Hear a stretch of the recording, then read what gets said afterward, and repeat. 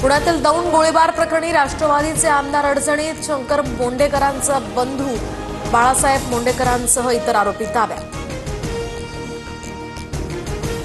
मंत्री आमदारांच्या वादग्रस्त विधानांमुळे भाजपचं टेन्शन वाढलं, महायुतीमधील मित्रपक्षांमुळे फडणवीस सरकार टीकेचं धनी ठरतंय, सूत्रांची माहिती।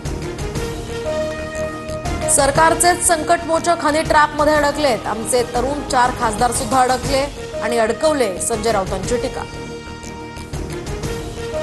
सांगलीच्या तांदूळवाडीमध्ये जलजीवन मिशन योजनेतल्या कंत्राटदारांची आत्महत्या, काम पूर्ण करून सुद्धा पैसे न मिळाल्यामुळे उचललं टोकाचं पाऊल, 1,40,00,000ची शासनाकडे थकबाकी।